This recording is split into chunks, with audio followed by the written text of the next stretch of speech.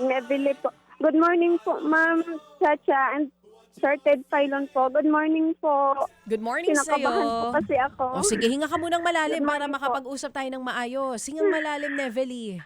Oo. Okay na Yan. po. Sure na, Nevely? Parang dama ko pa rin ang kaba mo. Opo. Opo, Ma'am. Oh, gaano ka ba katagal na nag-abang para matawagan? Kailan ka pa sumasali sa programa?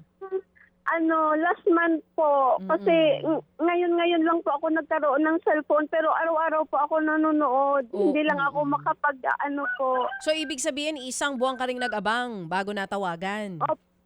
Opo, Ma'am Chacha. Naku, swerte mo. Yung iba, ilang buwan, 3 months, taon ang inaantay, Oo nga ano, po. bago matawagan dito sa program. Gaano na po kayo katagal na? Palagi kasi ako nagpe-pray sana matawagan. Naku, at ito na nga pong inyong lucky day. Nevely, saan galing yung pangalan mo muna na Nevely? Yun po yung pinangalan sa akin ng mga magulang ko eh. Oo nga, alam ko naman. Alam nga namang kapitbahay mo ang magpangalan sa'yo. Siyempre, baby boy, magulang niya. Saan daw kinuha? Hindi mo ba natanong kung saan? Baka yung nurse na nagpaanak. Siyempre, magulang mo magpapangalan Hindi, sa'yo. baka yung komadrona. Ayun nga rin ang sabi ko. Nakabahan ako. Nevely, natanong mo ba sila kung saan galing ang Nevely? Kasi kakaiba yung pangalan mo? Yung mama ko kasi nagsisimula sa letter N yung pangalan yung papa ko, J. Lahat kaming babae. Sa N po, lahat kinuha sa mama namin. Tapos yung lalaki sa J naman. Pero hindi ko po alam bakit naging Neville po yung pangalan. Hindi niya na natanong, basta may pangalan siya, Nevely. Oo. Maganda yung pangalan niya. Oo nga eh. Kasi kung babasahin mo siya na medyo slang, never lie. Totoo, Nevly. Never lie. Never lie. Ang sarap sabihin sa mga officials, di ba? You never lie. Of course. Anyway, Never sige, lie. go ahead. Sige, okay. Nevely, ilang taon ka na o ilang buwan ka nang nakikinig sa amin at paano mo na-discover yung programa? 2 taon po. Kasi yung asawa ko po kasi gusto niya talaga palagi sa 1PH yung kasi malinaw po kasi daw magbalita kayo ni Sir Ted. Naku, salamat naman. Kamusta ang signal namin dyan? Malinaw din? Malinaw po. Oo. So, naka 1PH kayo. Signal or satellite? Anong meron kayo? Satellite po. Yun, yan ang satellite. Kahit na di mo Wala kang loadan, load, may oo. 1PH mapapanood nyo. Opo, Okay. meron talaga po. O sige. Nevely, ano muna yung Bible verse na binigay sa atin ni Pastor Jeff last Friday? Ito po. Santiago 4:7. Kaya nga, pasakop kayo sa Diyos. Labanan ninyo ang diablo at lalayuan niya kayo. Amen. Oo. Amen. At sa araw-araw mo napakikinig dito sa What's on Your Mind, malaki bang naitulong nitong Bible verse na ibinibigay ni Pastor Jeff sa'yo?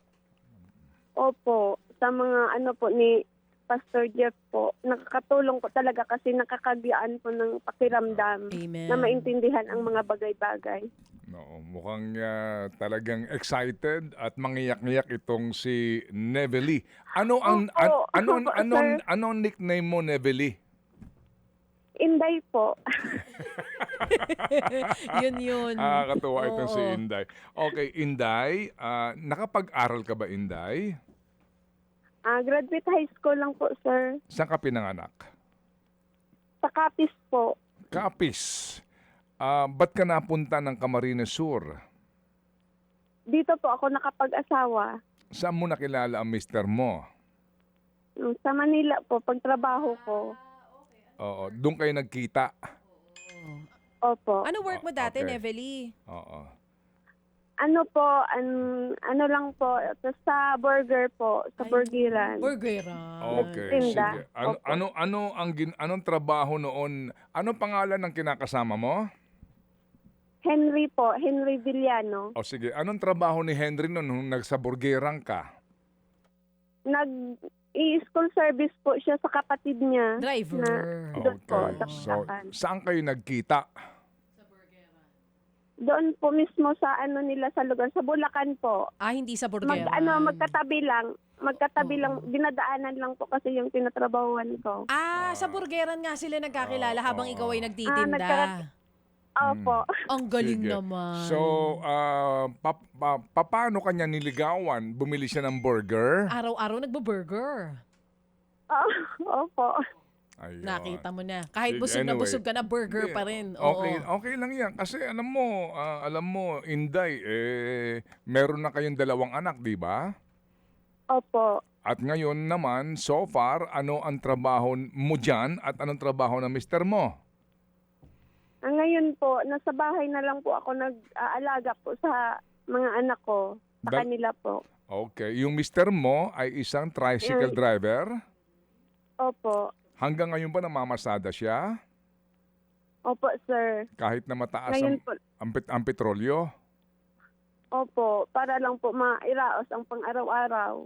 Yung kanyang tricycle boundary, Hindi po, kumuha po kami ng hulugan, sir. okay. So meron kayong inutang na ipinuhunan sa tricycle. Ano ang tricycle ninyo? Ilang taon na yan? Ngayon lang po, hindi pa po 1 taon. Okay. Magkano binabayaran yung hulog? Ano po, ang monthly niya po, 4-1 po pag nakarating na po sa due date. Pag hindi pa po, nasa 3-7 po. Ba, malaki-laki ito. Paano nyo nababayaran yun? Po kami, uutang po kami ng buwanan. Yun na.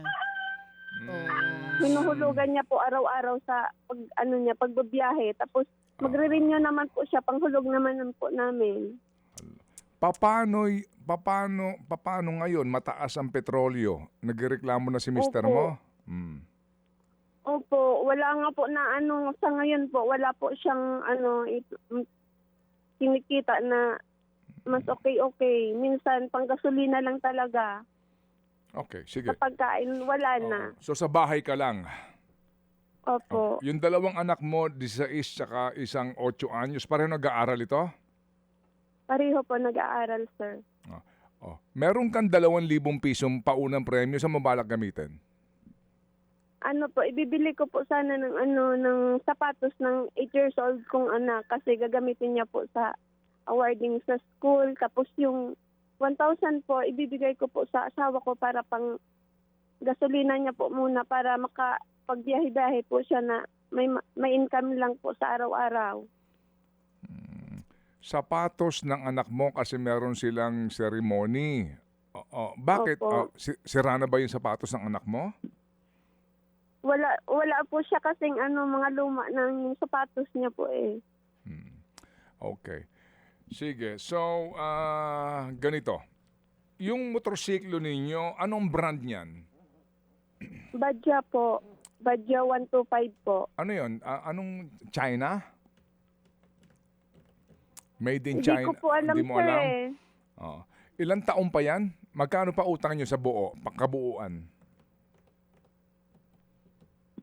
Hindi ko po, sir. Hindi mo rin alam? 2 taon, hindi ko po alam, sir, kung magkano yung sa mister mo. kabuuan ng motor Sige. namin. Okay. Sige. Wala po, kasi yung asawa. Sige, naintindihan natin. Alright, ganito ang gawin natin, ha? Ganito ang gawin natin. Kung padadalhan ka namin ng 4,000, paano mo gagamitin?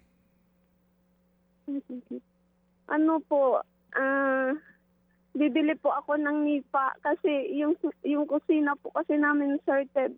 Po kasi, mahirap po kasi walang bubong, pati yung CR namin. Okay. Sige. Kailangan mong bubungan yung iyong Opo. kusina at saka yung CR nyo. Opo. Kasi yung bang anak mong 16 anyos, ano yun? Babae, lalaki? Babae po, magmo-moving up po ngayon na katapusan. Kasi kung babae ito, wala kayong kasilyas, walang bubong kasilyas nyo? Opo, nasa labas lang po ng bahay namin kasi hindi namin tapos yung kusina namin, gawa ng wala po talaga Okay. kulang sa budget. Okay, sige, ganito ha. Kung gagawin na namin itong 5,000 piso, no? 5,000, pakita mo sa amin yung paggagawa mong kasilyas tsaka yung kusina mo, ha? Pero meantime, unahin mo na kamo yung iyong sapatos ng iyong bunso. Okay? Opo. Tapos bigyan mo ng panggasolina si mister mo. Opo. Okay. Yung 3,000, Sige nga, gamitin mo nga dyan sa materyales. Unahin mo na siguro yung kasilyas nyo kasi meron kang anak na dalaga eh. Opo. Sige, pag nakita namin Sir. yung video mo nung kusina mo, etc., tatawagan ka namin agad para natin maipaayos yan, okay? Ngayon po, Sir Ted. Hindi. Pag natanggap mo yung pera, gamitin mo siya kaagad, bumili ka ng sapatos, bigyan mo yung mister mo, yung 3,000, ibili mo ng nipa, tingnan mo lang kung paano mo magagamit yung 3,000 para doon sa kasilyas nyo. Pagkatapos, padala ka sa amin ng video sa mga ginawa mo at tatawag kami sa'yo. Opo, Sir Ted. Thank you po. Maraming salamat po talaga. Gusto ka namin tulungan, Malaking Ihab. tulong. Gusto ko maipagawa yung inyong kusina na yan, pati yung kasilyas ninyo. Kasi nga ako'y nag-aalala, meron kang anak na dalagita. Alam mo yun, ha? Sigurado ko na naiintindihan mo na dapat may privacy na yung batang iyan. Okay? Opo, Sir. Yung bang anak mong bunso, babae din? Lalaki po. Alright. Sige, so 5,000 ito, higit sa lahat, magpasalamat ka sa Panginoon. Sa Kanya ka magpasalamat, hindi na bali sa amin, hindi na bali sa ating Happy Anonymous dahil ginawa niya ang pagkakataong ito para ikaw ang aming makausap Opo. dahil naunawaan namin, ramdam namin ang pangangailangan ninyo, okay? Opo, Sir. Thank you po. Thank you po na marami po sa inyo. Sige, Pati Inday. po sa mga tumatulong. Oo, sige, Inday, ha? Abangan namin ang iyong video o picture man lamang. Gusto namin makita ang iyong mga anak, ang iyong mister. Pati tanungin mo siya mamaya pag uwi tungkol dyan sa inyong hinuhulugan na motorsiklo na panghanap buhay. Alright? Opo, Sir. Thank you po. Sana marami pa po kayo matulungan. Thank you po. Salamat din sa iyo, Inday. Oo, mukhang bait-bait ng Thank batang you ito. po. Ang lambing. Oo, tsaka ang Sige. tagal niyang inantay ito, isang Sige. buwan Salamat, na daw siya Inday, ha? sumasali. Abangan mo yung tawag ng aming staff.